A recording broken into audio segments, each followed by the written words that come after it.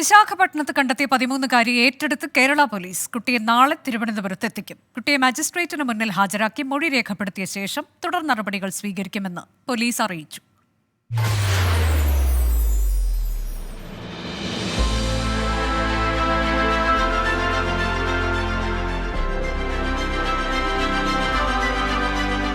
നടപടിക്രമങ്ങൾ പൂർത്തീകരിച്ച് രാവിലെ 11 മണിയോടെ CWC പെൺകുട്ടിയെ കേരള പോലീസിന് കൈമാറി.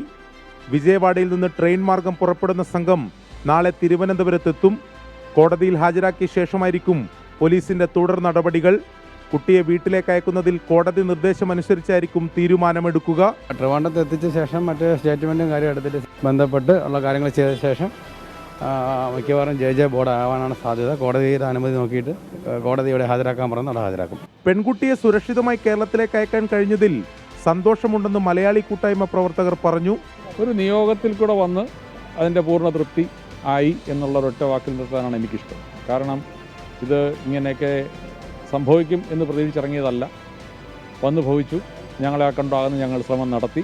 ആ കൂട്ടായ്മയുടെ ഒരു ഫലം കണ്ടു. അതിനുള്ള പൂർണ്ണ തൃപ്തി.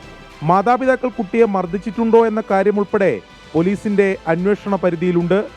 പെൺകുട്ടിയുടെ മൊഴി അന്വേഷണത്തിൽ ഇനി നിർണായകമാകും. 24 വിശാഖപട്ടണം.